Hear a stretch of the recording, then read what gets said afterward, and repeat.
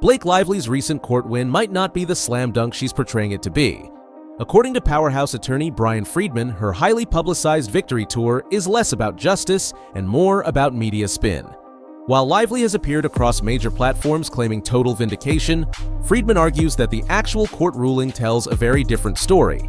He says the decision was largely based on procedural technicalities, not a substantive endorsement of her claims. In other words, the court didn't side with her on the facts, it simply dismissed some of the claims due to legal formalities. Freedman calls this a false victory tour, suggesting that Lively is using carefully crafted PR tactics to rewrite a murky legal outcome into a triumphant public narrative. And for Freedman, that kind of misrepresentation isn't just frustrating, it's dangerous. Bryan Freedman dives deeper into how California law plays a crucial role in Blake Lively's case, and why her claims may not be as solid as they seem. Under California Civil Code Section 47.1, individuals are protected when they speak out about harassment or misconduct, but only if their statements are made without malice and with a reasonable basis. Freedman argues that Lively's accusations against Justin Baldoni don't meet that standard. He alleges that she either fabricated the claims entirely or exaggerated normal, non-harassing behavior to gain control of the film project and repair her public image after a series of PR disasters. According to Freedman, this wasn't a good faith attempt to seek justice. It was a calculated move, and the court never ruled on the truth of her claims, only the legal process around them. Freedman emphasizes that the legal battle isn't just about what Blake Lively alleged, it's also about why she made those allegations. He suggests that her claims were strategically timed to coincide with internal disputes over creative control of the film project. According to him, the accusations weren't about sustained or egregious harassment, but rather a series of ambiguous interactions rebranded as misconduct. Legally, isolated incidents don't meet the threshold for harassment under California law unless they form a pattern. Freedman argues that Lively's motivations, particularly her attempt to seize influence over the film, provide crucial context to Justin Baldoni's counterclaim. In his view, what she framed as a moral stand was actually a power play, and the timing of her accusations reflects that strategy.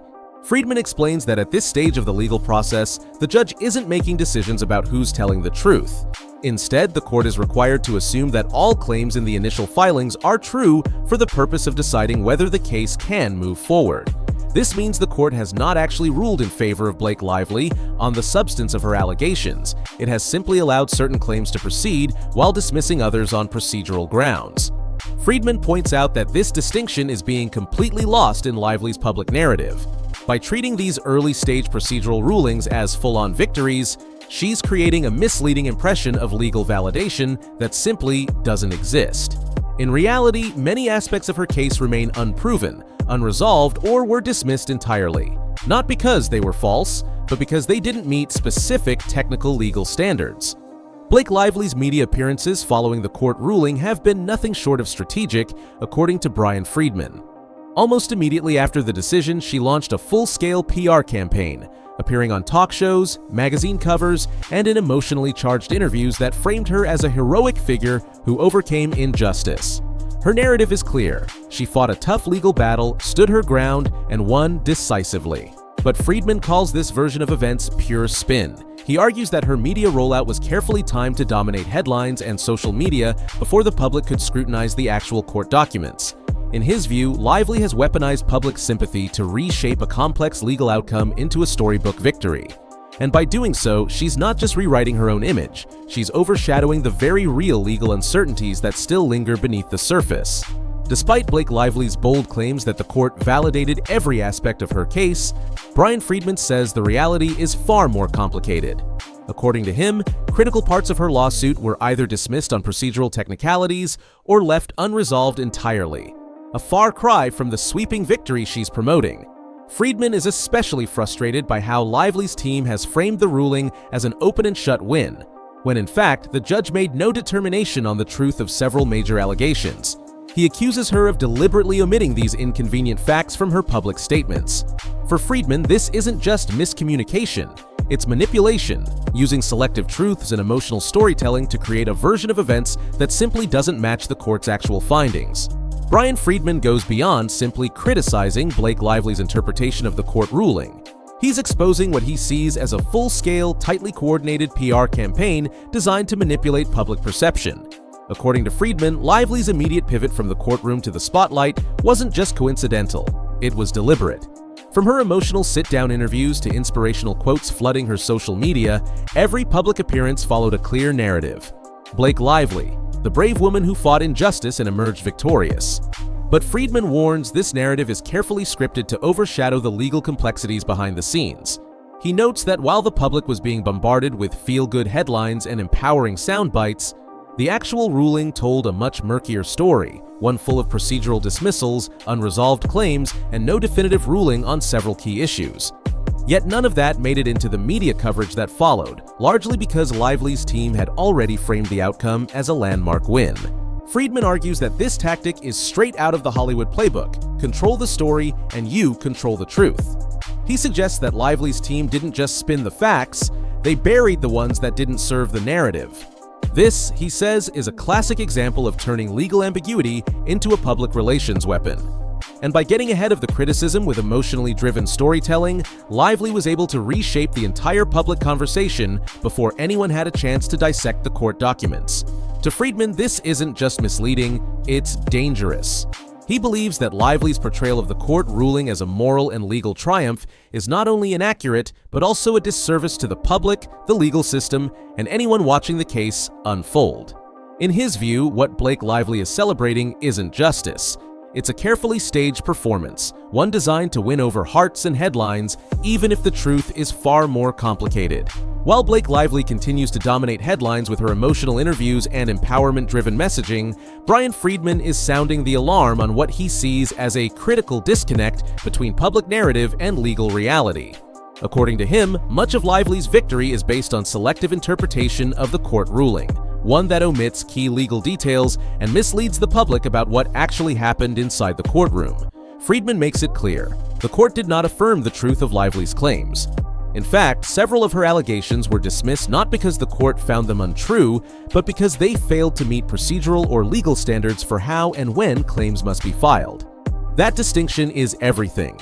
Dismissals based on procedural technicalities mean the judge never examined whether the allegations were valid, only whether they were presented in a way that the court could formally consider them. To the general public, that nuance may be invisible, but in the legal world, it's the difference between a factual win and a paperwork error. And that's where Freedman believes Lively's team has taken full advantage. He argues that by repeating phrases like "the court validated every aspect of my case," Lively has intentionally blurred the line between procedural outcomes and factual judgments. He even cites portions of the ruling that show the court declined to rule on the merits of several major claims, some due to jurisdictional issues, others due to how they were structured or presented. In Freedman's view, Lively is exploiting the average person's unfamiliarity with court language to make it appear as though she won on every front. But he doesn't stop at the technical details.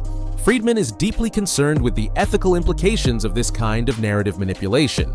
He warns that framing a legally unresolved or partially dismissed case as a clear-cut victory can have a chilling effect on legal integrity, and on the public's ability to distinguish between media spectacle and actual justice. When celebrities control the messaging so tightly, he argues, they risk turning complex court outcomes into emotionally charged, one-sided performances that serve personal branding more than truth. Furthermore, Freedman says Lively's omissions are not just accidental, they're strategic. By leaving out the unresolved aspects of the ruling and avoiding mention of dismissed claims, she's able to shape a public image of total vindication.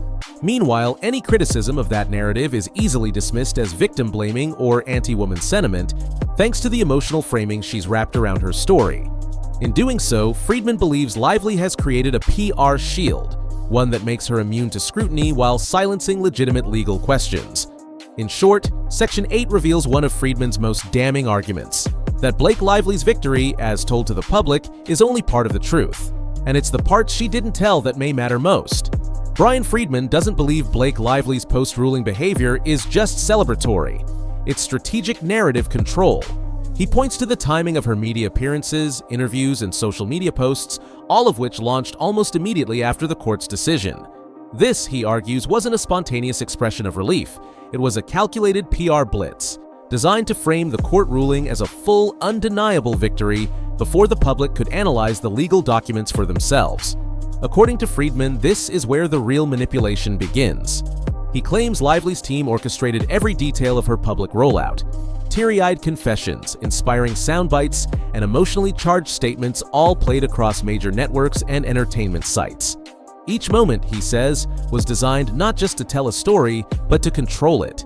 By flooding the media with her version of events, Lively effectively ensured that few, if any, outlets would challenge her narrative.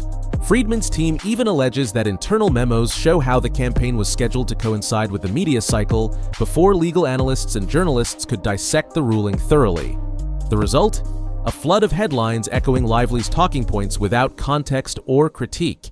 He says this is a classic example of trial by public perception, where the emotional weight of a celebrity's story outweighs the legal facts beneath it. What makes this particularly problematic, Freedman argues, is that her narrative isn't just being accepted, it's being weaponized. Critics, journalists, and even legal experts who raise questions about the ruling are quickly branded as attackers or misogynists, effectively silencing dissent. Meanwhile, the real legal nuances, dismissed claims, unresolved allegations, and technical dismissals are buried beneath an avalanche of empowerment messaging and viral quotes. In Freedman's eyes, this isn't just savvy PR, it's a deliberate rewrite of reality, crafted to elevate Blake Lively's image while shielding her from scrutiny. He warns that allowing celebrities to frame legal outcomes through emotion-driven media campaigns could set a dangerous precedent, one where public sympathy, not truth, becomes the final verdict. Bryan Freedman argues that Blake Lively's victory is more media fiction than legal fact.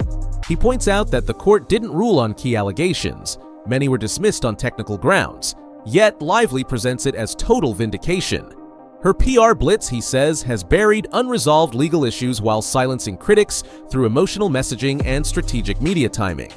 Freedman warns that this isn't just spin, it's a playbook for reshaping public perception, using fame and storytelling to override legal nuance.